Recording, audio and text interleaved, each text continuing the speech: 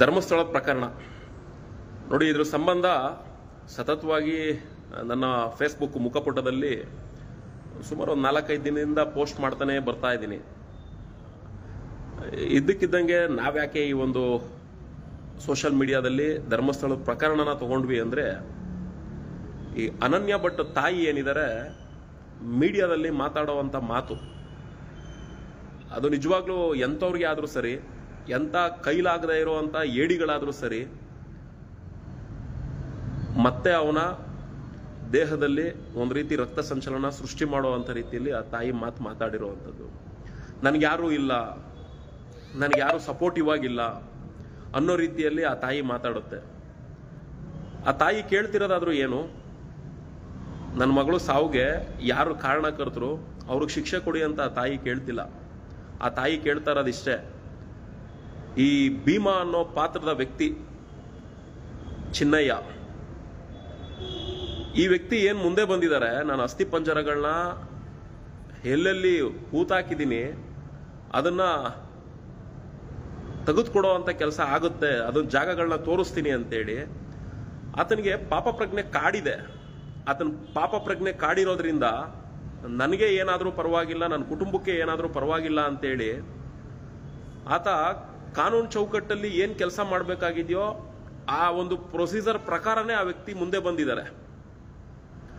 ಇಲ್ಲಿ ಆ ತಾಯಿ ಕೇಳ್ತಿರೋದಷ್ಟೇ, ನನ್ನ ಮಗಳ ಅಸ್ಥಿ ಪಂಜರ ಹಿಂದೂ ಸಂಪ್ರದಾಯದ ಪ್ರಕಾರ ಹಸುವಿನ ತಲೆ ಬುರುಡೆಗಳು ಸಿಕ್ಕಿದ್ರೆ ಮಾತಾಡ್ತಾರೆ, ಹಸುವಿನ ತಲೆ ಬುರುಡೆಗಳು ಸಿಕ್ಕಿದ್ರೆ ಮಾತಾಡ್ತಾರೆ. ಅದೇ ಹಿಂದೂ ಧರ್ಮದ ಒಂದು ಹೆಣ್ಣು ಮಗಳ ಬುರುಡೆ ಹುಡುಕೊಡಿ ನನ್ನ ಅಂತ ಹೇಳಿ ಆ ತಾಯಿ ಬುರುಡೆ ಜೊತೆಗೆ ಬಾಕಿ ಉಳಿದಂತಹ ಕೈ ಕಾಲು ದೊಗರಿ ಮೂಳೆ ಟೋಟಲ್ ಅಸ್ಥಿ ಪಂಜರ, ನನ್ನ ಹಿಂದೂ ಧರ್ಮದ ಹೆಣ್ಣು ಮಗಳ ಅಸ್ಥಿ ಪಂಜರ ಬೇಕು. ನಾನೊಂದು ಬ್ರಾಹ್ಮಣ ಕುಟುಂಬದವರು, ಆ ಹೆಣ್ಣು ಮಗುಗೆ ಹಿಂದೂ ಧರ್ಮದ ವಿಧಿವಿಧಾನದ ಪ್ರಕಾರ ಶಾಸ್ತ್ರೋಕ್ತವಾಗಿ ಆ ಒಂದು ಕಾರ್ಯನ ನಾನು ಮುಗಿಸ್ಬೇಕಾಗಿದೆ ಅಂತ ಹೇಳಿ ಸಾವಿಗೆ ಸಮೀಪದಲ್ಲಿದ್ದಾರೆ ಅನ್ಕೊಂತೀನಿ. ಅವ್ರಿಗೆ ಏಜು, ನಾನು ಸಾಯಷ್ಟರಲ್ಲಿ ನನ್ನ ಮಗಳ ಆತ್ಮಕ್ಕೆ ಮುಕ್ತಿ ಸಿಗುವಂಥ ರೀತಿಯಲ್ಲಿ ಆ ಶ್ರದ್ಧಾ ಕಾರ್ಯಗಳನ್ನ ಮುಗಿಸೋಣ ಅಂತೇಳಿ ಆ ತಾಯಿ ಮಾತಾಡ್ತಿದ್ದಾರೆ. ಆ ಹಿಂದೂ ಧರ್ಮದ ಹೆಣ್ಣು ಮಗಳ ಅಸ್ಥಿ ಪಂಜರ ಬೇಕಷ್ಟೆ. ಅದು ಈ ಭೀಮಾ ಅನ್ನೋ ವ್ಯಕ್ತಿ ತೋರಿಸುವಂತಹ ಸ್ಥಳಗಳ ಜಾಗನ ಹಗೆದು ಅಸ್ಥಿ ಮೂಳೆಗಳೇನಾದರೂ ಸಿಕ್ಕಿ ಆಚೆಗೆ ಬಂತು ಅಂದ್ರೆ ಆ ತಾಯಿಗೆ ತನ್ನ ಆಸೆ ಏನಿದೆ ಅದು ಈಡೇರುವಂತ ಕೆಲಸ ಆಗ್ತದೆ. ಇದು ನಮಗೆ ತುಂಬಾ ಇಂಪಾರ್ಟೆಂಟು. ನೋಡಿ, ಹಿಂದೆ ಸೌಜನ್ಯ ಪ್ರಕರಣ ಇರ್ಬೋದು, ಹಲವಾರು ಜನ ಹೋರಾಟಗಳು ಮಾಡಿದ್ದಾರೆ. ಅದ್ರ ಸಂಬಂಧ ನೀವೆಲ್ಲ ಏನು ಬೆರಳು ಮಾಡಿ ತೋರಿಸ್ತಿದ್ದೀರಿ, ಈ ಜೈನ್ ಕುಟುಂಬದವರು, ಈ ಫ್ಯಾಮಿಲಿಯವರು ಹೀಗೆಲ್ಲ ಮಾಡಿಬಿಟ್ರು ಅಂತೇಳಿ ಅದ್ರ ರಿಲೇಟೆಡ್ ವ್ಯಕ್ತಿಗಳು ಕೂಡ ಅಣ್ಣಪ್ಪ ಸ್ವಾಮಿ ಮುಂದೆ ಬಂದು ಪ್ರಮಾಣ ಮಾಡಿದ್ರಲ್ವಾ ಹಿಂದೆ. ಅದನ್ನು ನಾವೆಲ್ಲ ನೋಡಿದೀವಿ, ಪ್ರಮಾಣ ಮಾಡಿರುವಂಥದ್ದನ್ನ ನೋಡಿದೀವಿ. ನಾವು ನೀವು ಎಲ್ಲ ಧರ್ಮಾಧಿಕಾರಿಗಳು ಅನ್ನೋ ರೀತಿಯಲ್ಲಿ ಮಾತಾಡ್ತಿದೀವಿ ಅಲ್ವೇನ್ರಿ? ನಿಜವಾಗ್ಲೂ ಆ ವ್ಯಕ್ತಿ ಸತ್ಯವಂತನೇ ಆದ್ರೆ, ಹಿಂದೆ ಅವರು ಹೇಳಿದ್ದಾರೆ ನೋಡಿ, ಇದರಲ್ಲಿ ಸುಮ್ಮನೆ ಆಪಾದನೆಗಳು ಮಾಡ್ತಾ ಇದ್ದಾರೆ.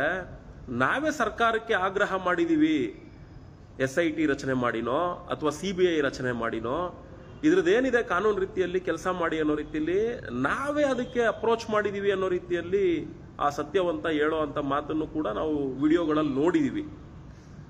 ಅವ್ರು ಹೇಳಿರೋ ಮಾತನ್ನೇ ವಿಡಿಯೋದಲ್ಲಿ ನೋಡಿರೋದು. ಅರೆ, ಅವಾಗಿದ್ದ ಧೈರ್ಯ ಇವಾಗ ಯಾಕ್ರಿ ಇಲ್ಲ ಅವ್ರಿಗೆ? ಇಷ್ಟನ್ನ ನಾವು ಜಾಸ್ತಿ ಇನ್ನೇನು ಪ್ರಶ್ನೆ ಮಾಡಿ ಕೇಳೋದು ಬೇಡ. ಹಿಂದೆ ನಡೆದಿರೋ ಎಲ್ಲಾ ಘಟನೆನೂ ಬಿಟ್ಬಿಡೋಣ. ಇವಾಗ ಮೇಯ್ನು ಯಾಕೆ ಅಂದ್ರೆ ತುಂಬಾ ಜನ ಹಸುವಿನ ತಲೆ ಬುರುಡೆ ಸಿಕ್ಕಿದ್ರೆ ಮಾತಾಡೋ ಅಂತವ್ರು ಸಾಕ್ಷಿ ಎದುರುಗಡೆ ಬಂದು ನಿಂತಿದೆ ಅಲ್ಲ. ಯಾಕೆಂದ್ರೆ ಆ ಸಾಕ್ಷಿ ಏನ್ ಬೇಕಾದ್ರೂ ಆಗ್ಬೋದು ಮುಂದಿನ ದಿನಗಳಲ್ಲಿ. ಈಗ ಆ ಸಾಕ್ಷಿ ಎದುರುಗಡೆ ಬಂದು ನಿಂತು ನಾನು ಎಲ್ಲೆಲ್ಲಿ ಅಸ್ಥಿ ಪಂಜರದ ಮೂಳೆಗಳನ್ನ ಹೂತಾಕಿದ್ದೀನಿ ಅದನ್ನ ನಾನು ತೋರಿಸ್ತಿದ್ದೀನಿ ಅನ್ನೋ ರೀತಿಯಲ್ಲಿ ಮುಂದೆ ಬಂದಿದಾರಲ್ವಾ, ಅವತ್ತಿದ್ದಂತಹ ಧೈರ್ಯ, ಅವತ್ತಿದ್ದಂತಹ ಸತ್ಯ, ಅವತ್ತು ಪ್ರಮಾಣ ಮಾಡಿದಂತಹ ವ್ಯಕ್ತಿಗಳು ಇವತ್ತು ಬಂದು ಸತ್ಯವಂತರು ಅಂತೇಳಿ ನಿರೂಪಣೆ ಮಾಡ್ಬಿಡ್ರೆ ಸಾಕು. ಯಾರು ನಿಮ್ಮನ್ನ ದೂಷಿಸಕ್ ಹೋಗಲ್ಲ. ಮುಂದೆ ಬಂದು ನಿಂತ್ಕೊಳ್ಳಿ.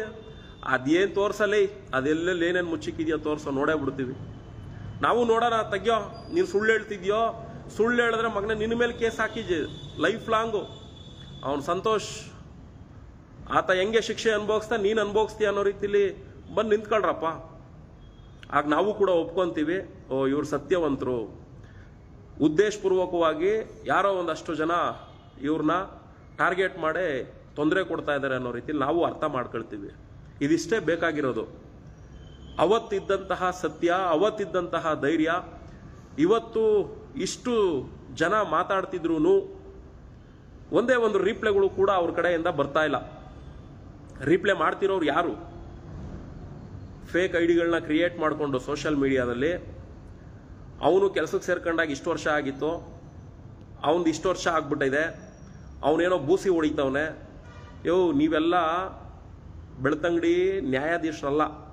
ಬೆಳ್ತಂಗಡಿ ನ್ಯಾಯಾಧೀಶರು ಅವರು ಮಾಡೋಕ್ಕೆ ಕೆಲಸ ಇಲ್ಲದೆ 164 ಸ್ಟೇಟ್ಮೆಂಟ್ನ ತಗೊಂಡು ಮುಂದಿನ ಕಾರ್ಯ ಚಟುವಟಿಕೆಗಳು ಏನಿದಾವೆ ಅದನ್ನ ಮಾಡಿ ಅಂತ ಅವ್ರು ಹೇಳೋಷ್ಟು ದಡ್ರಲ್ಲ. ಅವ್ರು ಹೇಳಿದ್ದಾರೆ. ಆ ಕಾರ್ಯ ಚಟುವಟಿಕೆ ಮಾಡಬೇಕಾಗಿರೋದು ಯಾರು?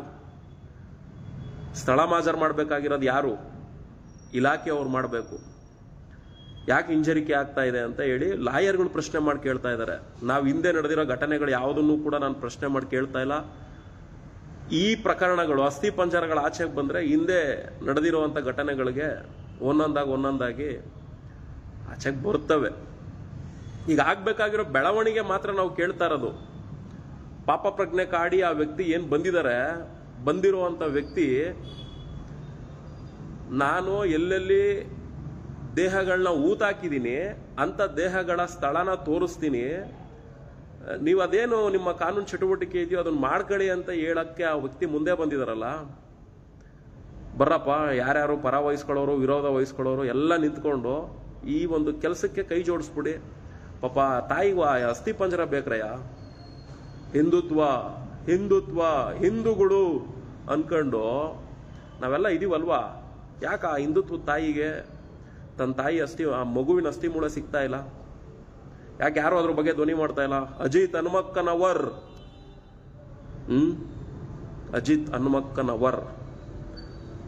ಅಕ್ಕನವರ್ ನೋಡಿ, ಆ ತಾಯಿ ಅಕ್ಕ. ನಿಮ್ಗೆ ಆ ಏಜ್ ಕಂಪೇರ್ ಮಾಡ್ಕೊಂಡ್ರೆ ನಿಮ್ಮ ಅಕ್ಕನೇ ಅನ್ಕೊಳ್ಳಿ. ನಮಗ್ ತಾಯಿ ಅನ್ಕಂತೀವಿ ನೋಡಿ. ಆ ಅಕ್ಕನಿಗೆ ಅವ್ರ ಮಗಳು ಅಸ್ಥಿ ಪಂಜರ ಸಿಗ್ಬೇಕಂತೆ. ಹನುಮಕ್ಕನವರ್ ಮಾತಾಡ್ರಿ, ಆ ತಾಯಿಗೆ ಅಸ್ಥಿ ಮೂಳೆ ಅಂತ ಕೊಡಿಸ್ಕೊಡ್ರಿ. ಅವ್ರಿಗೆ ನ್ಯಾಯ ಬೇಕಿಲ್ರಿ, ಅವ್ರು ಅದನ್ನ ಕೇಳ್ತಾನೂ ಇಲ್ಲ. ಅವ್ರಿಗೆ ಗೊತ್ತಿದೆ ಈ ವ್ಯವಸ್ಥೆ ಏನು ಅನ್ನೋದು ಆ ತಾಯಿಗೆ ಗೊತ್ತಿದೆ. ಈ ವ್ಯವಸ್ಥೆ ಒಳಗಡೆ ನ್ಯಾಯ ಸಿಗುತ್ತೆ ಅನ್ನೋದು ಆ ತಾಯಿಗೆ ಬೇಕಿಲ್ಲ. ಆ ತಾಯಿಗೆ ಬೇಕಿರೋದು ನನ್ನ ಮಗಳು ಅಸ್ಥಿ ಪಂಜರ ಮಾತ್ರ ಬೇಕು ಅಂತ ಆ ತಾಯಿ ಕೇಳ್ತಾ ಇದ್ದಾರೆ. ಅದನ್ನ ಕೊಡ್ಸ್ಕೊಡಕ್ಕಾಗುತ್ತೇನ್ರಿ ಹನುಮಕ್ಕನವರ್? ಏನ್ರಪ್ಪ, ಹಸುವಿನ ತಲೆ ಬುರುಡೆಗಳು ಸಿಕ್ಕಿದ್ರೆ ಮಾತಾಡೋವಂಥವ್ರು ದಯವಿಟ್ಟು ನೋಡ್ರಿ. ನಾವು ನಿಮ್ಮನ್ನೇನು ಟಾರ್ಗೆಟ್ ಇಟ್ಟೋ ಇನ್ನು ನಿಮ್ಮನ್ನ ನಿಂದನೆ ಮಾಡೋ ಏನೋ ನಾವು ಕೇಳ್ತಿಲ್ಲ. ಪಾಪ ಆ ತಾಯಿ ಕೇಳ್ತಾ ಇದೆ, ನಾನೊಂದು ಬ್ರಾಹ್ಮಣ ಕುಟುಂಬದವರು, ನನ್ನ ಮಗಳ ಅಂತ್ಯಕ್ರಿಯೆ ನಾನು ಅಸ್ಥಿ ಪಂಜರಗಳು ಸಿಕ್ಕಿದ್ರೆ ಹಿಂದೂ ಧರ್ಮದ ವಿಧಿವಿಧಾನದ ಪ್ರಕಾರದಲ್ಲಿ ನಾನು ಕಾರ್ಯನಿರ್ವಹಣೆ ಮಾಡಬೇಕಾಗಿದೆ ಅನ್ನೋ ಒಂದು ಆಸೆ ಇಟ್ಕೊಂಡಿದೆ ಆ ತಾಯಿ. ಸಣ್ಣ ವಯಸ್ಸಲ್ಲೇ ಹೃದಯಾಘಾತದಿಂದ ಸಾಕಷ್ಟು ಜನ ಸತ್ತೋಗ್ತವ್ರೆ. ಇನ್ನು ವಯಸ್ಸಾದ ಜೀವ ಅದೊಂದು ಆಸೆ ಅಂತ ಈಡೇರಿಸ್ಕೊಡ್ರಯ್ಯ ಸಾಕು. ಆಮೇಲೆ ಆ ಗೀಕರಣಗಳು ನೋಡ್ಕೊಳ್ಳೋಣ. ಯಾಕೆಂದ್ರೆ ನಿಜವಾಗ್ಲೂ SP ಸಾಹೇಬ್ರು, ದಕ್ಷಿಣ ಕನ್ನಡದ SP ಸಾಹೇಬ್ರು ಸರ್ ನೋಡಿ, ಅಧಿಕಾರ ಎಷ್ಟು ದಿನ ಇರುತ್ತೋ ನಮಗೆ ಗೊತ್ತಿಲ್ಲ. ಆದರೆ ಇದ್ದಷ್ಟು ದಿನ ಮಧುಕರ್ ಶೆಟ್ಟಿ ಸಾಹೇಬ್ರು ತರ ಒಂದು ಹೆಸರು ಮಾಡಿ ಹೋಗ್ಬಿಡಿ ಸರ್ ಸಾಕು. ದುಡ್ಡು ಯಾರು ಬೇಕಾದ್ರೆ ಹೆಂಗ್ ಬೇಕಾದ್ರೂ ಸಂಪಾದನೆ ಮಾಡ್ತಾರೆ, ಇಲ್ಲ ಅಂತ ಹೇಳಲ್ಲ. ಆ ಸಂಪಾದನೆ ಮಾಡೋ ದುಡ್ಡು